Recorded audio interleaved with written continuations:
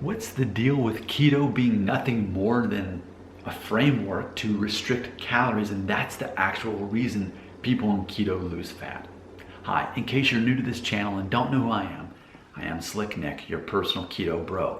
And no, I'm not a doctor, a dietitian, a nutritionist, or a personal trainer. I'm just some random guy on the internet who's so close to turning 40 and who's getting closer to my fat loss goal of now 17%. I've been saying 18, but 17% is going to be that true fitness range. I'll really have my foot in the door, and if I can maintain that the rest of my life, I'll be happy. I don't have these over-the-top vanity-inspired goals of having a six-pack. That's not important to me.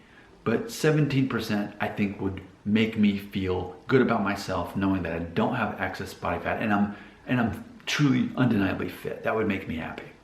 So what I am sorting out in my head. And keep in mind, I'm very open-minded and I'm very stubborn. That's how my personality works. It's a paradox that most people can't exist in that space, but I can. I've been saying I will continue to experiment with keto as long as it works. If it stops working, I'll stop doing it. Or if there's some things I need to change to improve it, to tweak it, I will do that. And that's where I'm at right now.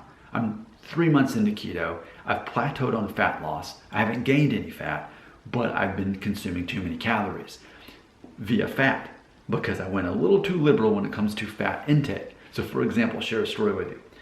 Yesterday, my family and I, we went on a Jeep ride. And on the way to that Jeep ride, I had to fill up the Jeep with gas, and it was right next to a Starbucks, so we got Starbucks. Now I did my whole keto coffee, but it was different than how I do it here. You know, where I was doing MCT oil, a teaspoon, and then a slice of butter. You know, and even now, as of today, I actually made it to where I have MCT oil, teaspoon in the morning at 6, and then at like 10:30, 11, I'll do just the butter, but not also the MCT oil, just a way to cut out another 110 calories. But yesterday at Starbucks, I had to make my keto coffee, and check this out. They made it with heavy whipping cream. So it's like 2 shots of espresso, heavy whipping cream, probably like 2/3 of a cup, right? And then like 4 individual things of butter. It was great. But my wife and I did the math on that. That's probably like 800 calories. Granted, no carbs, but 800 calories. And granted, even now, I'm open-minded to having cheat days on the weekend. So if I really want to do that on the weekend, and I'd probably be fine as long as Monday through Friday I'm doing good on my deficit for calories. But moving forward, I don't think I'll do the butter on top of the heavy whipping cream, maybe just the heavy whipping cream for the weekend. But here's the thing I'm coming to terms with. What if all that I've believed and talked about in my videos about how by only eating in a 5-hour window, only eating between 2 and 7, other than pure fat, that basically I'm putting my body in a situation where I'm only burning fat most of the day instead of storing it? What if that part wasn't true? What if the only thing real about keto is it provides a steady framework for restricting calories? And knowing that I'm only going to eat during a certain window every day, and knowing that when I do have carbs, I'm already putting them at the very end of the day anyway, when my body has burned most of its energy. What if that was the only real and true thing about keto? Would I still do it? And the answer is yes, absolutely. I mean, I'm going to be trimming my calories down a little bit more to make sure I get back to my fat loss goals. But I'm okay with if everything was just bro science about me burning fat more of the time than others. What if all that really came down to was a caloric deficit, and that's all it was? It was a very black and white thing. Either you're in a caloric deficit or not. What if that's all it was? And granted, I made a video not that long ago talking about how 7 ways that counting calories, you know, is not as a big of a deal as people make it out to be. And I still agree with that concept. Not all calories are the same, for sure.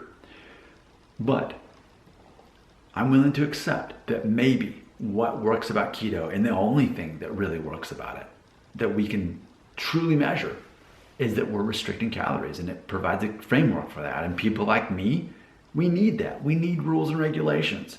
I'm not a person who can say everything in moderation. I can say some things in moderation, but not everything. But I need a day-to-day plan that's going to work for me. And the concept of not eating food except for between 2 and 7 every day works for me, other than a little bit of fat in my coffee, which just gets me to that window. That works for me. And I'm okay with that, admitting it in the same way that I've admitted in some of my other videos. What about for my faith? What about my Christian faith? As far as, what if in the end, none of this was real? And the atheists are right, that when we die, we lose consciousness as if we were never born and nothing happens or matters after that. What if they were right? Well, for me as a Christian, then I would say, I don't regret any of this. I'm very happy following the teachings in the Bible, loving my neighbor or people around me more than myself, making that my life goal, doing things like that. I have no regrets living by the Christian teachings and the teachings of Christ. But ultimately, if it wasn't real, it still provided a framework that made me happy.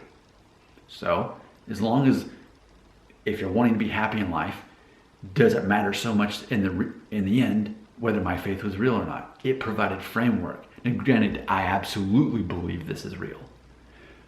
But even beyond that, I recognize it provides a framework that makes me happy and my family happy. On a similar note, I say the same thing about keto. If it's effective in helping me have fat loss and maintain that, then I'm happy with that. I'm a lot happier than before keto or before counting calories, when I thought I had to go with the concept, everything in moderation, and people were bringing donuts to work, and I'm like, well, I'm not doing it every day, just today. And then I eat like 4 of them, but then not eat anything else, and not eat much for lunch that day or whatever, and then justify it. I need the framework.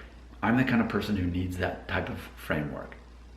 So ultimately, and I have my friend that's the trainer, this is what he says. He says there's multiple ways to get to a caloric deficit, a way to restrict. For me, many years I was vegan, and at first that worked until processed vegan food became very popular, and I got really too liberal with it, and then I ended up, getting a dad bod while being a vegan. So if you do it right, yeah, being a vegan, if your goal is simply fat loss, that'll work. You can do just this, simply counting calories, and still eat lots of carbs, and you'd still lose fat. There's multiple ways to do it, but ultimately, staying less than, for me, a man average size, less than 2,000 calories a day is going to be what's going to cause the fat to lose. But I'm making sure not to consistently stay under 1,600 calories. Why? Because that can actually lower your metabolism and cause your body to be in more of a panic mode, preventing starvation. So then you actually slow down your ability to burn energy and you're storing fat. So I'm still looking at that range, but ultimately, if the only thing real about keto is the fact that it's a framework for restricting calories, I'm at peace with that because this works for my brain. Your comments belong right here.